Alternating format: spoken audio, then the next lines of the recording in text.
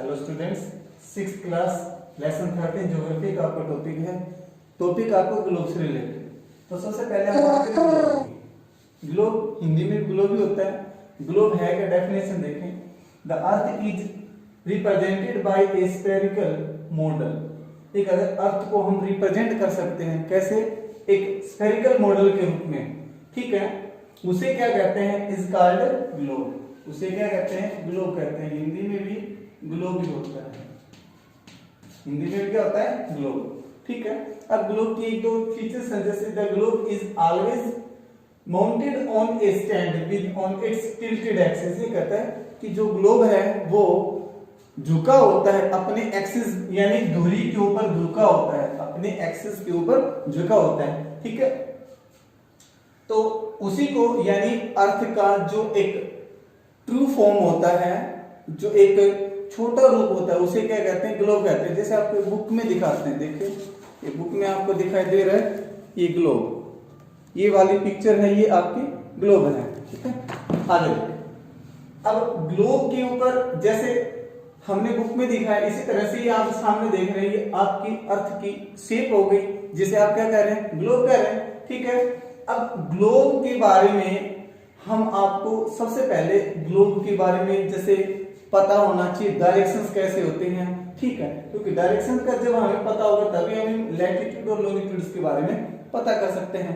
तो ग्लोब के ऊपर या मैप के ऊपर, ये आपका मैप हो गया, ये आपका ग्लोब हो गया, ठीक है। इनके ऊपर आप डायरेक्शंस कैसे पता लगा सकते हैं। तो डायरेक्शंस आप जानते हैं, हाउ मेनी डायरेक्शंस, 4 डायरेक्शंस होती हैं, ठीक है।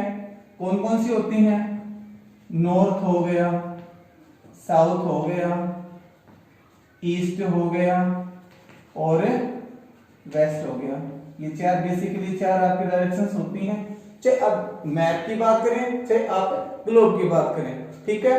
ग्लोब में आपका पूरा वर्ल्ड आता है, मैप आपका इंडिया का भी हो सकता है, वर्ल्ड का भी हो सकता है, आपके स्टेट का भी हो सकता है, ठीक है। तो हम डायरेक्शंस की बात करते हैं। ये जो डायरेक्शन है ये क्या है आपका, नॉर्थ डायरेक्शन, हमने एन लिख दिया। इसके बिल्कुल अपोजिट क्या हो गया, इसके अपोजिट साउथ डायरेक्शन। इधर क्या हो गया, ईस्ट, और इधर क्या हो गया, वेस्ट।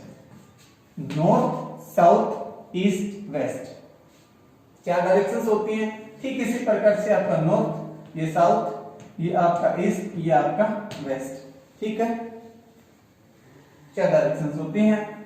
अब इसके बाद में आप ग्लोब के ऊपर कौन दो टाइप की लाइंस देखते हैं, कौन कौन सी लाइंस होती हैं उन्हीं के बारे में बात करते हैं। पहले थोड़ी सी डेफिनेशन देख, उसके बाद में इनके बारे में बात करते हैं। तो सबसे पहले बात करें लैटिट्यूड। लैटिट्यूड और लॉन्गिट्यूड दो टाइप की आपकी एक ग्लोब के ऊपर या एक मैप के ऊपर दो टाइप की लाइंस होती हैं आपकी। एक होते हैं लैटिट्यूड्स, इन्हें कहते हैं अक्षांश रेखाएं, अक्षांश रेखाएं। दूसरा आपका लॉन्गिट्यूड, ये होती है देशांतर रेखाएं। ये क्या होती है आपकी, देशांतर। लैटिट्यूड अक्षांश, लॉन्गिट्यूड देशांतर। डेफिनेशन देखें, latitude is the angular distance of a place. ये कहता है एक जगह का जो एक एंगुलर डिस्टेंस, कोणीय जो दूरी होती है, उसे आप लैटिट्यूड कहते हैं।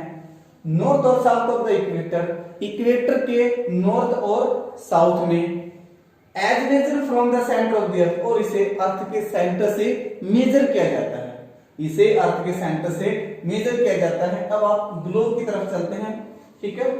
यहां से आपको बताते हैं, ये अर्थ का एक imaginary form that is called globe, ठीक है। हम लैटिट्यूड्स की बात कर रहे हैं, तो यहां से आपने देखा, ये आपने डायरेक्शंस का पता चल गया। तो यहां आपके इस ग्लोब के ऊपर एक इमेजिनरी लाइन हम इसके बिल्कुल बीचों बीच खींचते हैं। ये हमने बीचों बीच एक लाइन खींच दी, इमेजिनरी लाइन खींच दी, जिसे आप 0 डिग्री कह सकते हैं या इक्वेटर लाइन भी कह सकते हैं। इक्वेटर लाइन या 0 डिग्री लाइन कह सकते हैं, ठीक है। 0 डिग्री क्यों कहा हमने, क्योंकि ऊपर वाला पार्ट और नीचे वाला दोनों पार्ट क्या है, इक्वल है, ठीक है। इक्वेटर लाइन भी इसीलिए कहा क्योंकि इक्वल पार्ट में डिवाइड करती है, ठीक है। अब ये वाला जो पार्ट है इसे आप नॉर्दर्न हेमिस्फीयर बोलेंगे। क्या बोलेंगे, northern hemisphere, northern hemisphere. Northern hemisphere यानी उत्तरी गोलार्ध, ठीक है। ये वाला पार्ट उत्तरी गोलार्ध, इसे क्या बोलेंगे साउदर्न हेमिस्फीयर, इसे क्या बोलेंगे southern hemisphere. Southern hemisphere, northern hemisphere ये वाला पार्ट हो गया, साउदर्न हेमिस्फीयर ये वाला पार्ट हो गया, ठीक है। अब ये जो है यहाँ पे जहां आपने एन लिखा है ये आपका नॉर्थ पोल हो गया, ये आपका साउथ पोल हो गया, ठीक है। North pole south pole. Latitude जो लाइंस होती हैं वो आपकी वेस्ट से ईस्ट की ओर खींची जा रही है, जो आपकी वेस्ट से ईस्ट की ओर खींची जा रही है, ठीक है। देखें तो 0 डिग्री लाइन आपने देख ली, ये 0 डिग्री आपने देख ली, तो यहां पर दूसरी जो आगे भी जो लाइंस आप लिखेंगे, जो यहां पे खींचेंगे, सभी लाइंस कैसी हैं, इमेजरी लाइंस हैं। देखें ये इमेजरी लाइन आपकी इक्वेटर लाइन होगी। तो हमने आपको बताया कि ये लाइन जो ईस्ट से वेस्ट की ओर खींची जा रही है, उन इमेजरी लाइंस को क्या कहते हैं आप, लैटिट्यूड कहते हैं। 0 डिग्री लाइन आपने यहाँ पे खींच दी, इसके बाद में यहाँ ऐसे सारी लाइन ऐसे खींच दी आपने, ऐसे खींच दी आपने, ऐसे, ठीक है, ऐसे ये लाइन खींच दी। अब यहाँ पर हर एक डिग्री के ऊपर, हर एक डिग्री के ऊपर एक लाइन है, यानी आप इस इक्वेटर से जब कहा नॉर्थ की ओर जाते हैं तो 1 डिग्री के ऊपर एक लाइन है, जब आप इस इक्वेटर से नीचे साउथ की ओर जाते हैं तो 1 डिग्री के ऊपर एक लाइन है, ठीक है। इसलिए यहां से आप यहां से थोड़ा देखें तो कितने डिग्री का एंगल बन रहा है, 90 डिग्री का एंगल बन रहा है। तो हमें एक बात पता चला कि 0 डिग्री से यहां तक जाते हैं तो 90 डिग्री का एंगल है, तो जाहिर सी बात है 90 डिग्री का एंगल है तो कितनी लाइंस हो गई, 90 लाइंस हो गई, ठीक है। 90 लाइंस यहां हो गई। इसी तरह से इस 0 डिग्री से आप कहां साउथ की तरफ जाते हैं तो 90 डिग्री का एंगल बन रहा है, तो लाइन कितनी होगी 90।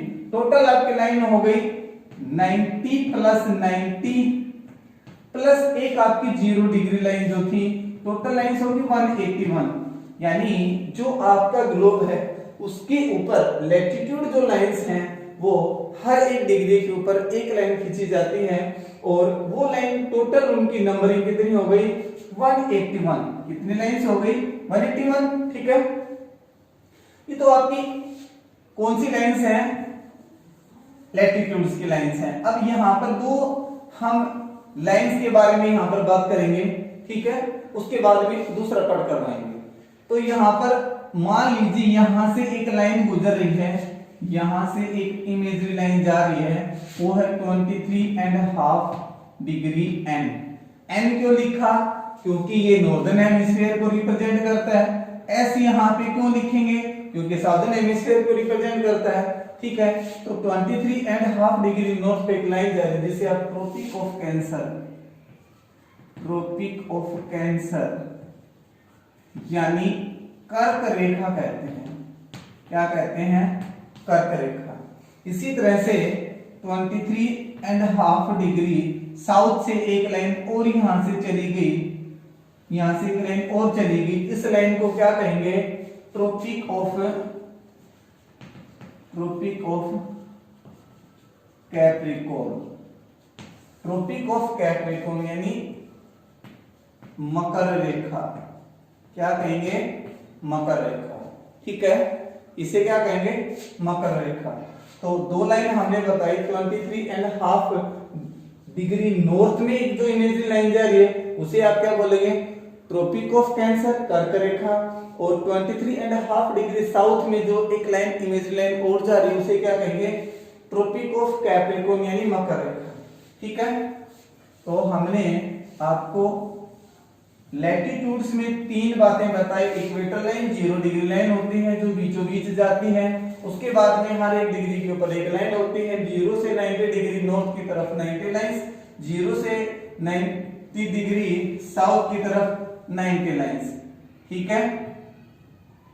Total 90 plus 90 plus 1 equal to 181, ठीक है। 23.5 डिग्री नॉर्थ पे आपके ट्रॉपिक ऑफ कैंसर है, 23.5 डिग्री साउथ पर आपकी ट्रॉपिक ऑफ कैप्रिकॉर्न है, यानी ऊपर वाली कर्क रेखा है, नीचे वाली मकर रेखा है, ठीक है। अब दूसरा टॉपिक देखें। लॉन्गिट्यूड हमने बताया देशांतर रेखा, ये क्या हमने बताया, देशांतर रेखा। ठीक है, डेफिनेशन देखें, longitude is the angular distance of a place on the earth surface. ये कहता है अर्थ के सरफेस के ऊपर जो कोणीय जो दूरी है किसी जगह की, उसे आप लॉन्गिट्यूड कहते हैं, देशांतर रेखा कहते हैं। ई मेजर्ड इन डिग्रीज, इनको आप डिग्रीज के अंदर मेजर कर सकते हैं। कैसे, ईस्ट और west of the prime meridian, prime meridian के ईस्ट और वेस्ट में इसको आप क्या कर सकते हैं, मेजर कर सकते हैं। ठीक है, तो यहाँ आप इसी बात को हम, इसी डेफिनेशन को हम डायग्राम के माध्यम से देखते हैं। तो देखिए, जैसे हमने उस डायग्राम में आपको बताया, यहाँ से एक 0 डिग्री लाइन हमने गुजार दी थी जिसका नाम 0 डिग्री लाइन यानी इक्वेटर लाइन हमने आपको बताया था। ठीक है, ठीक इसी प्रकार से यहाँ से थोड़ा सा एक घूमती तिरछी रेखा जा रही है, ये बीचों बीच ही है लेकिन थोड़ा सा तिरछा है। ठीक है, बीचों बीच ही है लेकिन तिरछा है, तो ऐसी एक लाइन जा रही है जिसे आप क्या बोलते हैं, प्राइम मेरिडियन। इस लाइन का नाम क्या है, प्राइम मेरिडियन। प्राइम मेरिडियन यानी प्रधान मध्याह्न रेखा, प्रधान मध्याह्न रेखा, प्रधान मध्याह्न रेखा नाम है इसका प्राइम मेरिडियन, जो आपकी 0 डिग्री लाइन है। ठीक है, यानी नॉर्थ पोल से साउथ पोल तक एक दूसरे को काटने वाली जो एक इमेजरी लाइन है, जो लॉन्गिट्यूड लाइन है, उसे क्या बोलते हैं, प्राइम मेरिडियन। ठीक है, अब देखें, इस 0 डिग्री से यदि आप यहां ईस्ट की तरफ जाते हैं तो कितनी लाइंस हैं, 180 लाइंस। इस 0 डिग्री से आप यहां वेस्ट की तरफ आते हैं, वेस्ट की तरफ आते हैं तो कितने लाइंस हैं, 180। यहां पर डिग्री वाली कोई कंडीशन नहीं है। ठीक है, यानी इस 0 डिग्री प्राइम मेरिडियन से आप कहां जाते हैं, कहां जाते हैं, इधर ईस्ट की तरफ जाते हैं तो 180 लाइंस है। यहां 0 डिग्री से वेस्ट की तरफ आते हैं तो 180 लाइंस है। ठीक है, इस पार्ट को हम क्या बोलेंगे, ईस्टर्न हेमिस्फीयर बोलेंगे। इस पार्ट को क्या बोलेंगे, western hemisphere. Eastern hemisphere, western hemisphere. ठीक है, ईस्टर्न हेमिस्फीयर, वेस्टर्न हेमिस्फीयर। यहां 0 डिग्री प्राइम मेरिडियन से इस ईस्टर्न हेमिस्फीयर के इस कोने तक कितनी लाइन, 180। यहां इस 0 डिग्री से आपकी वेस्टर्न हेमिस्फीयर की इस पॉइंट तक कितनी line, 180। Total 180 plus 180 that is 360, यानी 180 प्लस 180 दैट इज 360 लाइंस होती हैं आपकी लॉन्गिट्यूड की।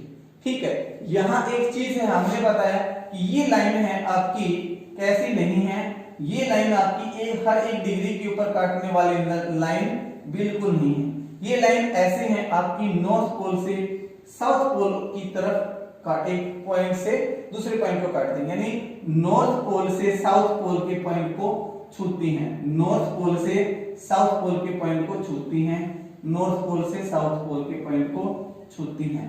इसी तरह से इधर ये ईस्टर्न था, इधर आप वेस्टर्न की तरफ आते हैं, नॉर्थ पोल से साउथ पोल, नॉर्थ पोल से साउथ पोल, नॉर्थ पोल से साउथ पोल। इस तरह से ये लाइनें हमने गुजार दी।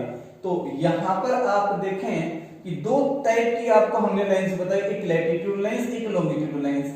ठीक है, जो लाइन 0 डिग्री से नॉर्थ पोल या साउथ पोल की तरफ जाती है, 1 डिग्री के ऊपर एक लाइन होती है, उसे आप लैटिट्यूड कहते हैं। और जो नॉर्थ पोल से साउथ पोल को काटते हैं, ठीक है, जो ईस्टर्न और वेस्टर्न हेमिस्फीयर की तरफ जाते हैं, 180 जिनकी टोटल दोनों तरफ नंबरिंग होती है, उन्हें आप लॉन्गिट्यूड कहते हैं। ठीक है, तो यहां इन दोनों लाइंस का बड़ा ही आपको ध्यान रखना है। कोई चीज आपको समझ में नहीं आती है तो आप फोन करके या व्हाट्सएप नंबर जो आपका ग्रुप में दे रखा है उसके माध्यम से आप पूछ सकते हैं। ठीक है, इसमें आपको इतना ही है, क्योंकि जब ये दोनों डायग्राम आपको समझ में आएंगे तभी आपका आगे का टॉपिक आपको समझ में आएगा। उम्मीद करता हूं आपको टॉपिक समझ में आएगा। Thank you very much.